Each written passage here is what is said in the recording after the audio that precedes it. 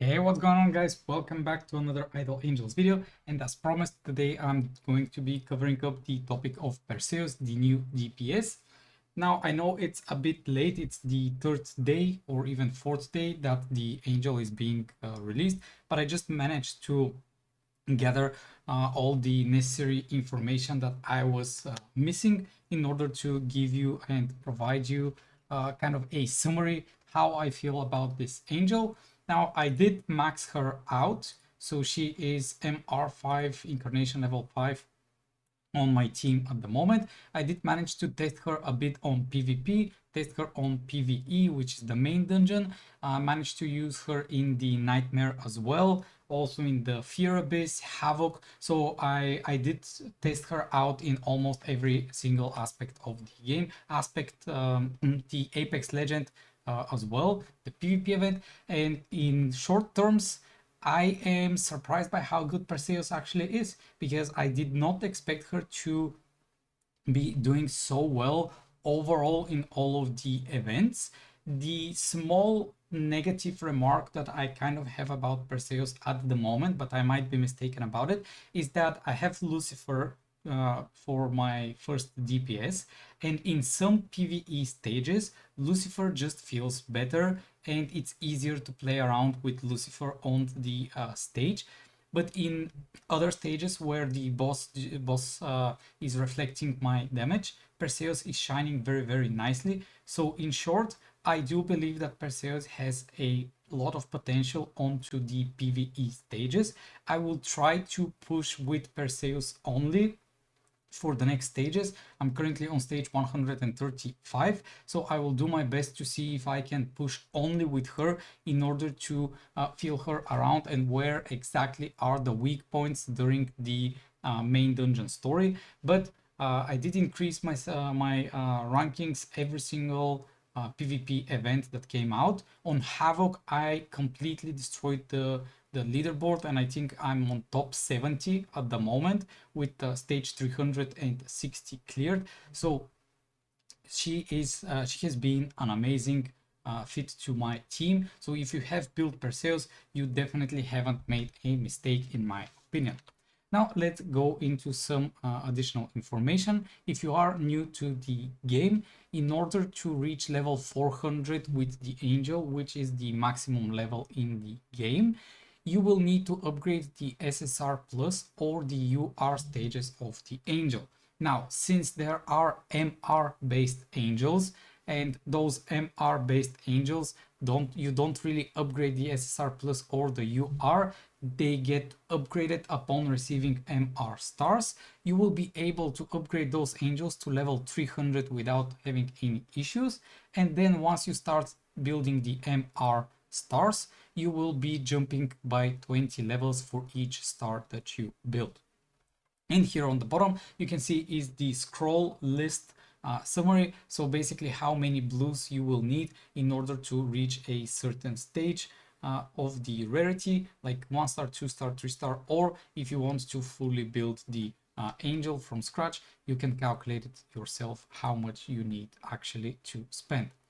When it comes to how to upgrade Perseus, in my opinion, MR1 is worth to grab first, after which you build incarnation power to the maximum, and then you go back and max out the MR stars. Even if this is your second DPS, if you have decided to build Perseus and you are already going to spend some blues and you are kind of in the middle of the way, let's say you've built incarnation power, but you haven't maxed her out, please do max her during the anniversary event, because all the rebates are very nice, and in my opinion it will be good if you are deciding to build her already. Now, if your team is not as built and you don't need a second DPS at the moment because you need to focus on the supports first, then skip Perseus. And I have been saying this all the time, new DPS angels will come out that will be better than the previous ones. It will just take time, so we don't actually know for how long a DPS can stay on the top of the leaderboard. For now, Nemesis, Aquarius, they were at the top, but Perseus is going to go with them there, and we'll see for how long that will stay. When it comes to the basic skills of the angel, so with the first skill, she deals 500% physical damage to the enemy with the highest attack, and if she possesses 10 stacks of resolve, she restores all of the HP that she is missing. With her second skill, she is going to be dealing 500% physical damage to the enemy with the highest attack, and if her HP percentages is higher than the target, the damage is doubled. Now, this HP percentage, I am pretty sure it doesn't mean max HP. It means the current state of the angel, how much HP your Perseus has and how much the enemy has. When it comes to the UR plus powers, now this is something important, so I will try to explain it as best as I could. When an ally grants a buff to Perseus, upon entering battle or casting a skill, Perseus will gain 3 stacks of resolve, and then it will increase the final damage by 6%, stacking up to 25 times. So in short, if you only have Perseus and you don't have any supports built up, this UR plus power will feel very weak at the start. But the more supports that you build that can potentially buff the DPS Perseus, the more the stronger she will become, which essentially is 6% times 25, and you can imagine by how much that actually increases her final damage. When it comes to the UR plus powers, in my opinion, there are a lot of varieties that you can pick depending on if you are going for PvE or PvP. But in short, the attack option on the first one will be almost always taken. Then on the second one, I do take the increased damage. The third one, I do get the all teammates attack plus 5%. The fourth one could be the Soul of Hope or the Soul Zone. Basically, with the Soul Zone, you take more damage, but you deal more damage. And then with the Soul of Hope, you increase the attack of everybody in the lineup for 1 round. And the last one is that you either have 1 extra layer of death evasion, or the other power up that is going to increase her critical strike damage, which is very, very nice in my opinion. And sometimes for PvP, if she is kind of your like semi-built DPS, and for some reason you don't have the incarnation power, but you have the MR power, but you have a stronger angel, you could pick up the Law of Revenge in order for PvP to deal damage and stun enemies. So with the MR powers, she deals 50% damage, true damage, to 2 enemies with the highest attack, and then she buffs herself with 50% attack and skill damage for 2 rounds. Then she gains a passive that is whenever an ally dies, she will get 1 stack of heroic ages, which will be 10% skill damage reduction to be taken by her, so enemies will essentially deal less damage. And whenever she receives a lethal damage, so she will die, she can consume that stack in order to save herself. So she has a built up on her own death evasion, and this is why we say that she is being able to compete with Nemesis, because basically Nemesis stays alive until there is an ally present on the battlefield, and the only way to counter Nemesis will be that you stay for longer on the battlefield with your DPS and manage to kill the enemy lineup first. So this is something very, very nice to her kit. And also she can survive boss one-shots this way for the PvE, which is very, very good. MR1 is going to give her 200 energy, which will allow her to cast this upon her first round, which is very, very good. And that's why we say MR1 to be built first, because for the sum of 60 blue scrolls, you are allowed to get this benefit at the start of the round. MR2 will give you 1 stack of heroic ages. So this is essentially allowing her to stack with 1 death evasion. MR3, if she has 15 stacks of resolve. Now what is the resolve? The resolve is the UR plus power, which means that whenever an ally grants her a buff or casts a skill, she is gaining 3 stacks of resolve. She will be casting the MR one more time. At MR4, she's going to be starting with 2 stacks of heroic ages, so she has even higher amounts of death evasion. And at MR5, after a skill is being cast, she gains 2 stacks of resolve and increases her final damage by 5% additionally, and up to 25 times, which is once again quite a lot of final damage being increased. With the incarnation power, she will be dealing 25% true damage 2 times and then 50% holy damage to all enemies. On top of that, she has a passive that when an ally dies, she is gaining 1 stack of resolve and dealing 25% true damage twice to one enemy. So the more allies that you lose, the more damage you're going to be dealing, and you will be having the resolve stacks, which is once again very nice to grab. Incarnation level 1 will allow her to be casting this pre-battle, and pre-battle will be very hard to get enough resolve stacks, but it's still very nice. With Incarnation Power 2, she gets the chance that if she has 15 resolve stacks, she can cast it one more time.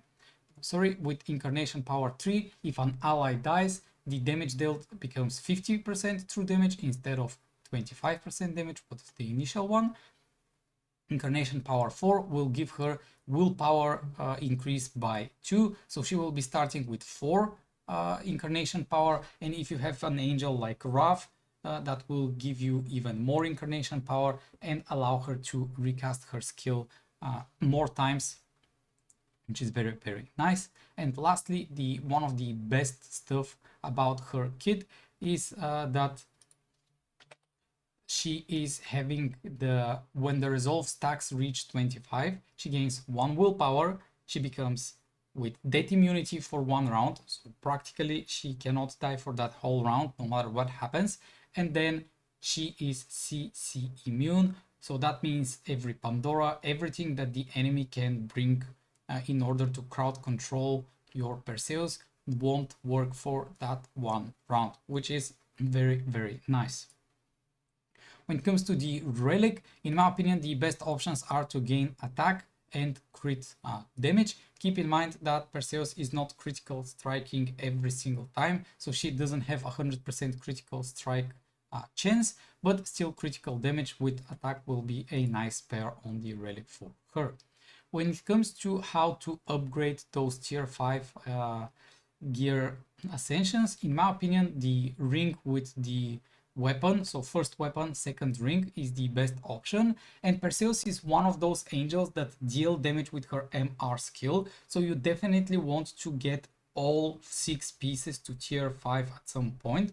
Currently I don't have any angel build with a tier 5 set on all of the gear, so now I am stacking all of my chests in order to push to the tier 5 on all gear. Very important and quick tip for you guys. Right now I run on Perseus tier 5 on the weapon with ring, tier 4 on the belt with the chest plate, and tier 3 on the boots with the helmet. Why? Because this way she gains the most attack benefit. Once I get enough tier 4 and tier 5 chests, I will upgrade all at once to tier 5. I'm not going to be jumping with 3 pieces of tier 5, 3 pieces of tier 4 and stuff like that. I will just skyrocket it from tier 3 and tier 4 to tier 5 everything. When it comes to the artifact, we have the crit chance with crit damage highest priority, leech with attack second highest priority, third is the HP with damage reflection, and the rest don't really matter that much. On the wardrobe, since she is a warrior, strength is the stats that we want to get, so we are going to be maxing out the strength first, then attack, max HP, endurance, intelligence, and agility. This is how I would suggest progressing it for her. When it comes to the gems, we go with attack, defense penetration, HP, and lastly the defense gem. And for the special gem, I do suggest using the true damage gem, because she is dealing quite a lot of true damage. Her kit is very nice for dealing true damage. And when it comes to the special powers that you can put onto the essence gem, you definitely want the final damage and the buff received. Those two are your highest priority to get, even if they are the blue version unless you have like a red version of attack, in my opinion. And then the other options are, if you are going for PvP, then do the speed. She's preferably for a PvP angel, but she does very, very nice on PvE as well. And then you have the options of putting HP or crit damage. Now, she does deal some nice physical damage as well, but I don't believe that it's that good to put on there. You could also use the basic attributes, but at this point we're talking about a gem that you definitely don't want, and you're just going to use it because it's the best one you have at the moment. And very, very soon, hopefully you will reach out a gem that will be having final damage, buff received, and the last point will be attack, crit damage, speed, or HP. Affinity and Fate, make sure to get the affinity to 2000 and marry the angel. Why is that important? Because you can see how many of the buffs you can get by just owning the other angels. So practically I'm not using Poseidon or Medusa on my lineup, but I'm getting the buff because the angel is being with 2000 affinity and being married. So that is something very nice to grab.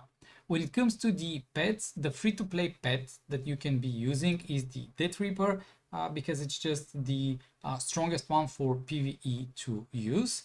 But if you are having the Cupid one for PvE, I would suggest going with that one.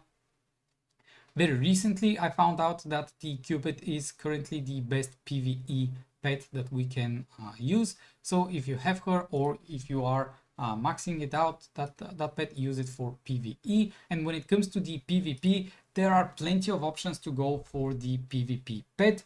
I tried to figure out which is the best one, but after speaking to people on the Discord channel, I can't really say which one is the best. But from the conclusions that we took in consideration, I am saying that either Himiko, the I forgot her name, but basically those three are very, very nice to grab for different reasons. If you want to try and burst your enemy, or if you try to sustain a bit, but in short, either of those three will work very, very nicely.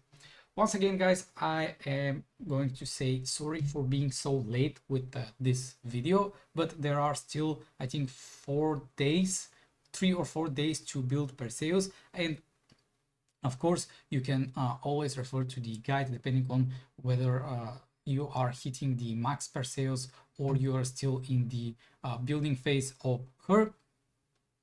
Once again, I want to thank you all for watching the video, and I'll see you on the next one.